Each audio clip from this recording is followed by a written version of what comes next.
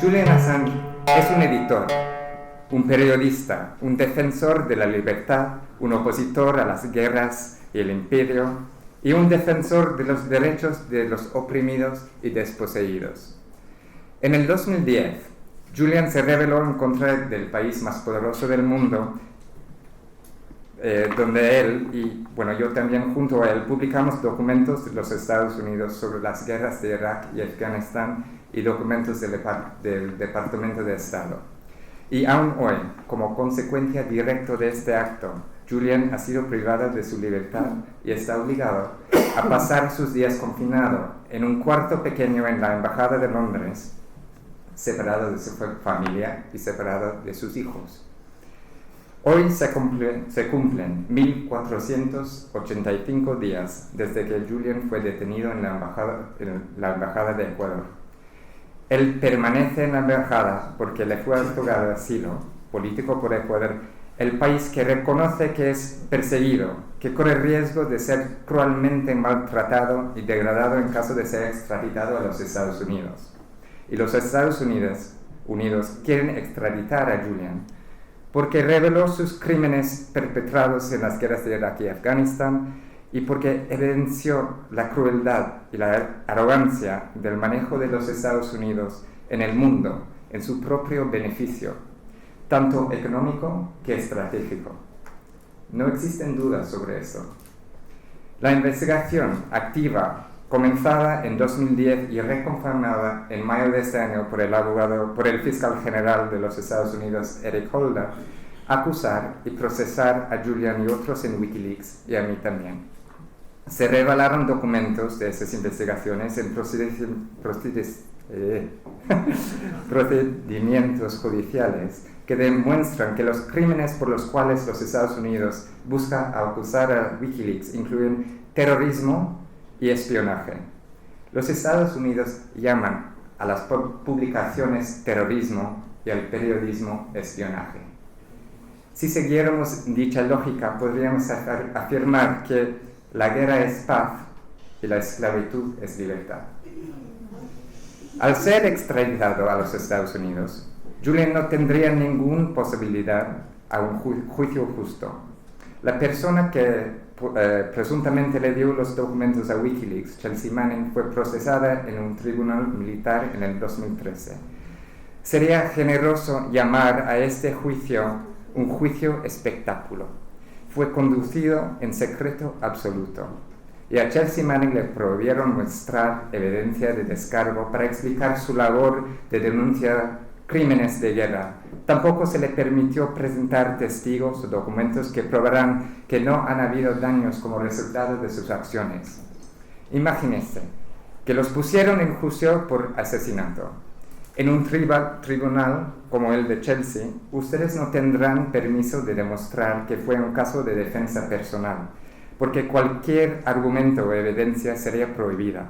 No podrían mostrar que efectivamente la víctima aún está viva, porque eso sería evidencia de que no ha habido daño alguno. Al final de su juicio, fue sentenciada a 35 años de prisión, casi una sentencia a cadena perpetua. Uno de los crímenes por lo que estaba acusada, que fue complicidad con el enemigo, incluso tenía como castigo la pena de muerte. Ya sabemos que el sistema criminal de justicia en los Estados Unidos es infame. Muchos de los sospechosos ni siquiera reciben un juicio justo, siendo obligados a aceptar un acuerdo de culpabilidad. Las sentencias son increíblemente severas, de acuerdo a los estándares internacionales, y el uso de confinamientos en solitario que es reconocido como una forma de tortura por las organizaciones internacionales de derechos humanos, es generalizado. Y en el caso como el de Julian, no podemos descartar la pena de muerte. Así que Julian tiene todas las razones para temer persecución en los Estados Unidos. Y esa es la razón principal por la cual Ecuador le ha otorgado asilo. ¿Por qué entonces debe permanecer en la Embajada de Ecuador en Londres? ¿Por qué no puede dejar Londres e irse a Ecuador, donde podría disfrutar a su derecho al asilo? Bueno, es porque el Reino Unido insiste que si dejara la embajada, Julian sería arrestado y enviado a Suecia. ¿Y por qué Suecia? Bueno, porque allí, en el 2010, 2 días después de que Wikileaks comenzara a publicar los documentos de los Estados Unidos, un fiscal en Suecia giró una orden de detención por infracciones de naturaleza sexual. Dicha orden de detención y de denuncia fue desestimada inmediatamente por la fiscal general de Estocolmo, quien cerró la investigación en agosto de 2010, alegando: he descontinuado esta investigación, no hay sospecha de crimen alguno. Pero esa investigación, ya cerrada, fue reabierta por un político 3 semanas antes de la elección nacional de Suecia. Justo una semana antes de que la investigación preliminar comenzara, representantes de la inteligencia sueca declararon a la prensa que Wikileaks ponía en peligro la cooperación de Suecia con los Estados Unidos. Los medios de Suecia reportaron que la administración de Obama estaba alentando a sus aliados para que encontraran maneras de procesar a Julian Assange y restringiera su derecho de circular libremente. A partir de este momento y luego de complicados meses de irregularidades judiciales, casi al mismo tiempo de iniciar la publicación de los cables diplomáticos de Washington, se giró una orden de arresto internacional hasta una alerta roja por Interpol en su contra, como si se tratara de un criminal peligroso. Como resultado de la orden de arresto, Julian perdió su libertad el 7 de diciembre de 2010 y hasta hoy han transcurrido 2.400 días de privación de libertad. Inicialmente fue encarcelado durante 10 días, luego cumplió una sentencia de arresto domiciliario de 550 días. Desfalló la orden de arresto de Suecia porque sabía que si lo enviaban allí, sería enviado luego a los Estados Unidos. La Corte del Reino Unido falló en contra de Julian y ordenó su extradición para continuar el proceso legal, poniéndolo en riesgo de una persecución. Desde entonces, la ley ha cambiado en el Reino Unido. Si Julian tuviera el mismo caso hoy en día, bajo la nueva legislación que previene extradiciones sin cargos, Julian ganaría el caso. Julian buscó entonces asilo de la República de Ecuador en su última oportunidad de ejercer dicho derecho. Y este valiente país, reconociendo el grave riesgo de persecución, se lo concedió. En ningún momento se le acusó a Julian de cometer algún crimen en Suecia. Suecia desea extraditarlo solamente para realizar un interrogatorio, que puede hacer desde hace 4 años por otros métodos distintos, todo más baratos y más fáciles de conducirse. La investigación en Suecia se ha mantenido inactiva todo ese tiempo. La fiscal está obligada a avanzar la investigación, pero en este caso la demoró por 5 años, negándose a hacer el interrogatorio en el Reino Unido. En esos 4 años, Ecuador le ha dicho a Suecia que vengan aquí, hagan el interrogatorio aquí, pero la fiscal se niega. Inicialmente alegó que se trataba de algo ilegal y más adelante dijo que será inapropiado. Sin embargo, en el mismo periodo de 5 años en los cuales se rehusó a interrogar a Julian, los fiscales suecos han interrogado a 44 personas en el Reino Unido. Durante ya 6 años, a Julian no le ha sido concedida la posibilidad de contar su versión y responder a las acusaciones en su contra. Y en noviembre de 2014, la Corte Suprema de Suecia formalmente falló contra la fiscal sueca por negarse a cuestionar a Julian.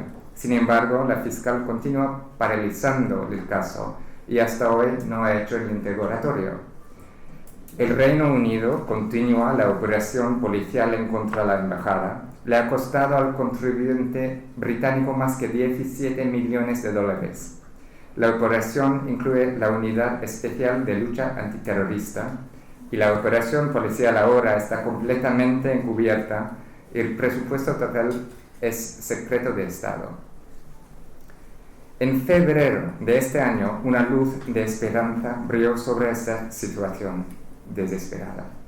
El grupo de trabajo de las Naciones Unidas sobre la detención arbitraria decretó que, debido a la negativa de la fiscal sueca de interrogar a Julian y debido a que el Reino Unido se niega a permitir que Julian deje la embajada y viaje a Ecuador a disfrutar su derecho de asilo, su caso es considerado como detención arbitraria. Las Naciones Unidas alegaron que el Reino Unido y Suecia se encuentran violando 1. La prohibición de ejercer tortura y tratamiento cruel. 2. La prohibición en contra de la detención arbitraria e ilegal. 3. El derecho a una investigación y un juicio justo. Y 4. El derecho a la dignidad y trato humano. Esta opinión no responde a un capricho. Es un proceso de investigación. La evidencia ha sido puesta a disposición a los estados y tienen la oportunidad de participar en el proceso. En este caso, el Reino Unido y Suecia decidieron participar, refutaron las alegaciones y perdieron. Y es por eso que sabemos que podemos hablar con la autoridad de la ley internacional y con el respaldo de las Naciones Unidas cuando decimos Julian Assange es un periodista perseguido. Está detenido arbitrariamente y cada día que pasa, sus derechos son violados. Es por eso que debemos apoyar la decisión de las Naciones Unidas sobre la detención arbitraria y continuar exigiendo que se libere a Julian de su detención y que sea compensado. Julian Assange luchó para exponer los abusos de los gobiernos y otorgó poder a las víctimas de todo el mundo. Peleó por nuestros derechos y es por eso que nosotros ahora debemos pelear por los de él. Liberen a Julian Assange.